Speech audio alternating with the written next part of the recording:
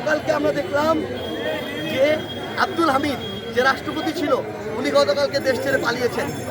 তিনি পালিয়েছেন না, তাকে পালাতে দেয়া হয়েছে। 9 মাস পরে উনি কিভাবে দেশ ছেড়ে যায়? আওয়ামী লীগের যে কয়েকজন সুবিধাভোগী বাংলাদেশে ছিল তার মধ্যে অন্যতম তিনি। রাষ্ট্রপতি হিসেবে রাষ্ট্রের সর্বোচ্চ সুযোগ সুবিধা তিনি সবসময় পেয়েছেন। রাষ্ট্রপতি হিসেবে তিনি দেশের একটা গুরুত্বপূর্ণ অঞ্চলে টাকাগুলোকে একদম আবর্জনায় ফেলেছেন।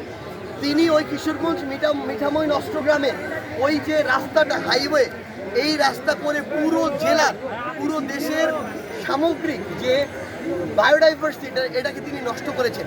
ওই জেলার মানুষ অলরেডি বোঝা শুরু করেছে এটার উপদ্রবটা কি, এটা অন্যভাবে পরিকল্পনা করা যেত। তো ক্ষমতার অপব্যবহার করে তিনি কত কিছু করেছেন তার প্রমাণ অনেক জায়গা আছে। সেই মানুষ এই দেশ ছেড়ে পালিয়ে যায় 9 মাস পরে। এটা এই অন্তর্বর্তীকালীন সরকারের সবচেয়ে বড় ব্যর্থতা এবং এর জন্য আমি মনে করি যে প্রফেসর ডক্টর মোহাম্মদ ইউনূস স্যারের সরাসরি জবাবদিহি করা উচিত।